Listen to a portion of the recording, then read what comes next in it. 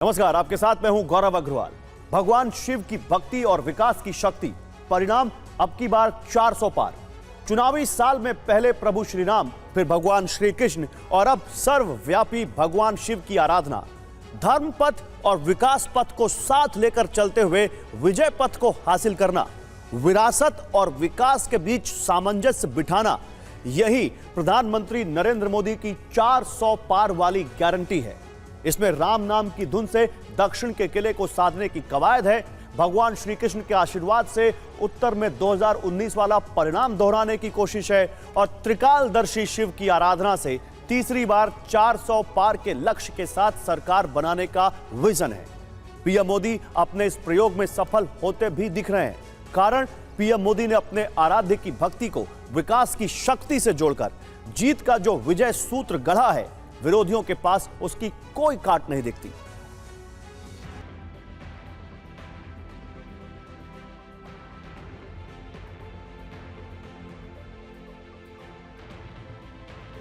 नमः पार्वती पते हर हर महादेव। मंगला जय जैन को रुद्रा अभितो दिक्कृता ओम वेदं त्रिगुणाकारं त्रिनेत्रं त्रिदयं त्रिजगन्नाथं संहारं वीरभद्रं मुहे दई महे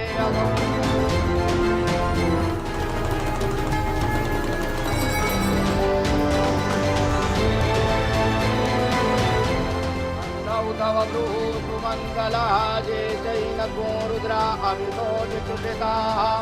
त्रिकालदर्शी के दर्शन, जम्बू द्वीपे भारतवर्षे गले में लौंग इलायची की माला, आर्यावर्तैक देशांतर्गते अभिमुक्त मस्तक पर त्रिपुंड, मन में भक्ति का भाव, हर हर महादेव। हाथ में महादेव का अस्त्र त्रिशूल, हर हर महादेव।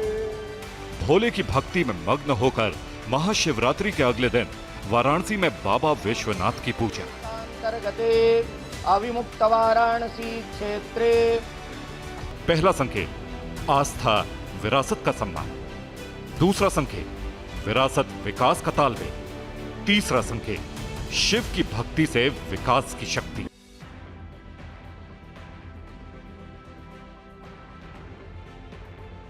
इस सब का जोड़ मिलाकर बनता है चुनाव में 400 पार की गारंटी।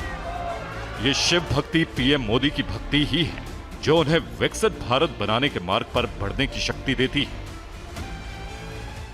भगवान शिव में पीएम मोदी की गहरी आस्था है।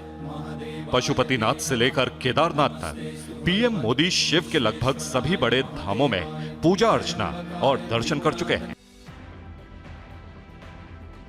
2019 में आम चुनाव से ठीक पहले पीएम मोदी केदारनाथ गए थे। वहां रुद्र गुफा में ध्यान भी लगाया था। साल 2022 में पीएम मोदी ने उज्जैन महाकाल कॉरिडोर का उद्घाटन किया। यह कॉरिडोर देश में विकास और विरासत का भव्य प्रतीक है। आर्यावर्तैक देशांतर्गते अभिमुक्त यही 2047 में विकसित भारत का विजन भी है। और महाकाल का आशीर्वाद जब मिलता है तो काल की रेखाएं मिट जाती है, समय की सीमाएं सिमट जाती है और अनंत के अवसर प्रस्फुटित हो जाते हैं। अंत से अनंत यात्रा आरंभ हो जाती है।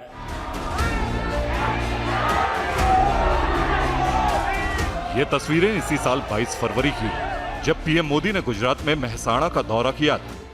यहां भी उन्होंने भगवान शिव को समर्पित वालीनाथ धाम में पूजा अर्चना की थी। भगवान शिव का जलाभिषेक और दुग्धाभिषेक किया था। यहां पीएम मोदी भोले की भक्ति में लीन दिखे।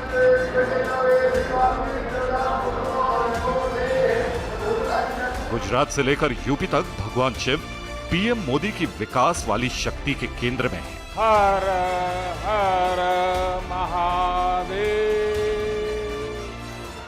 पीएम मोदी के काशी दौरे में शिव भक्ति के साथ वोट की शक्ति भी दिखी। राजनीति में कहा जाता है कि दिल्ली की गद्दी का रास्ता यूपी से निकलता है, यूपी का रास्ता पूर्वांचल से होकर गुजरता है। वाराणसी में रोड शो और शिव आराधना से पीएम मोदी ने पूर्वांचल के इसी गढ़ को साधने की कोशिश की। हालांकि पूर्वांचल में बीजेपी की पकड़ पहले से मजबूत है। यह बात और है कि 2019 में पार्टी को यहां एक तरफा जीत नहीं मिल पाई थी। ऐसे में 400 पार का लक्ष्य पाने के लिए इस बार और बेहतर प्रदर्शन की जरूरत है। 2019 के लोकसभा चुनाव में बीजेपी को 21 जिलों वाले पूर्वांचल की 26 सीटों में से 17 सीटों पर जीत मिली। सहयोगी अपना दल एस के खाते में 2 सीटें गई। यही कारण है कि पीएम मोदी ने अपने दौरे से इलाके में पार्टी की जमीन और दुरुस्त करने की कोशिश की है। पीएम मोदी ने इस बार भी यहां से भोजपुरी कलाकार दिनेश लाल यादव निरहुआ को उम्मीदवार बनाया। वाराणसी के अगले ही दिन पीएम मोदी ने अखिलेश के गढ़ और पूर्वांचल में चुनाव की दृष्टि से अहम आजमगढ़ का दौरा किया।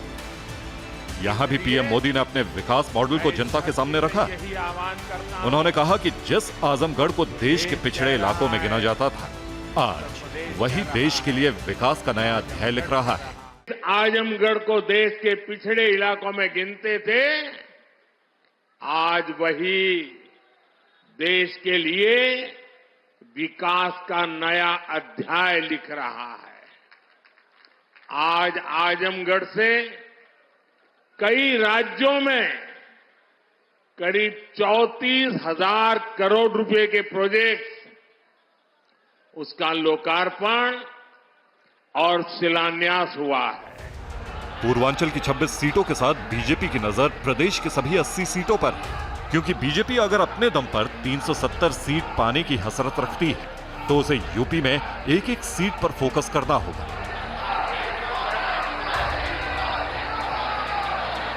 पीएम मोदी को यह बखूबी पता है। यही कारण है कि नीलकंठ से लेकर मर्यादा पुरुषोत्तम राम तक पीएम मोदी आस्था और विकास का जो रोड मैप देश के सामने रख रहे हैं, वही रोड मैप उन्हें 400 पार के लक्ष्य को साधने में मदद करने वाला है। राम समाधान है। राम सिर्फ हमारे नहीं है, राम तो सबके हैं। चुनावी साल में पीएम मोदी का धर्म पथ लगातार जारी है। इसी महीने में 19 फरवरी को पीएम मोदी ने यूपी के संभल में कल्की धाम के शिलान्यास कार्यक्रम में हिस्सा लिया। इस कार्यक्रम के जरिए भी चुनाव से पहले सियासी मैसेजिंग को धार देने की कोशिश की।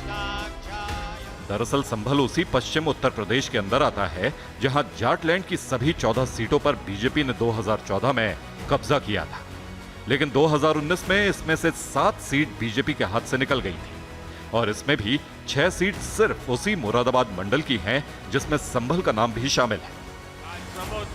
यानी संभल के जरिए उन सभी हारी हुई सीटों को 2024 में जीतने पर बीजेपी का फोकस है। सिर्फ हारी हुई सीटें नहीं, बल्कि इस बार बीजेपी सभी 80 सीटों पर जीत का इरादा रखती है। 2019 के लोकसभा चुनाव में बीजेपी ने यूपी की 62 सीटें जीती। इस बार उनका टारगेट सभी 80 सीटों पर कमल खिलाना है।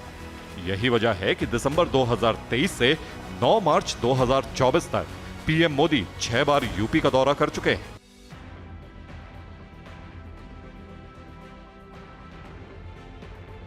ये तस्वीरें 25 फरवरी की हैं, जहां प्रधानमंत्री नरेंद्र मोदी ने गुजरात में तीर्थ नगरी द्वारका का दौरा किया। द्वारका में पीएम मोदी ने समुद्र में डुबकी लगाई, स्कूबा डाइविंग का लुत्फ उठाया। पीएम ने समुद्र में उस जगह डुबकी लगाई जहां प्राचीन कृष्ण नगरी द्वारका जलमग्न है।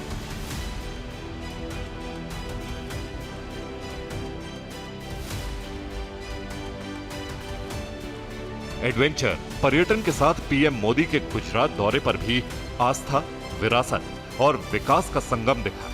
समंदर की गहराई में द्वारका नगरी को नमन कर आस्था के धागे से देश को जोड़ा। दूसरी तरफ सुदर्शन सेतु का उद्घाटन कर देश के विकास को नई रफ्तार दी। पीएम मोदी ने द्वारका के दर्शन का अनुभव देश के साथ साझा किया। जब मैं गहरे समुद्र के भीतर द्वारिका जी के दर्शन कर रहा था, तो मैं पुरातन वही भव्यता, वही दिव्यता मनोमन अनुभव कर रहा था। मैंने वहां भगवान श्री कृष्ण को द्वारकाधीश को प्रणाम किया, उन्हें नमन किया। मैं अपने साथ मोर पंख भी ले कर गया था, जिसे मैंने प्रभु कृष्ण का स्मरण करते हुए वहां अर्पित किया। इस दौरे में पॉलिटिकल मैसेजिंग छिपी थी, कैसे समझाते हैं। गुजरात में लोकसभा की 26 सीटें हैं। 2019 के लोकसभा चुनाव में बीजेपी ने सभी 26 सीटों पर जीत हासिल की। 63.1% वोट मिले। एक बार फिर बीजेपी पीएम मोदी की करिश्माई छवि के सहारे गुजरात में वही परिणाम दोहराना चाहती है। ऐसे में बीजेपी के लिए ओबीसी वर्ग की भूमिका बढ़ जाती है। गुजरात में करीब 49.20% ओबीसी जातियां हैं, जिनमें 52% ग्रामीण इलाकों में बसी और 46.43% शहरी इलाके में मौजूद है। गौर करने वाली बात यह है कि पीएम मोदी ने चुनावी साल में धर्म पथ की शुरुआत दक्षिण के राम मंदिरों से की थी, क्योंकि बीजेपी के लिए दक्षिण में अपना सियासी किला मजबूत करना सबसे बड़ी चुनौती है। Bureau report, TV9 Bharatvarsh.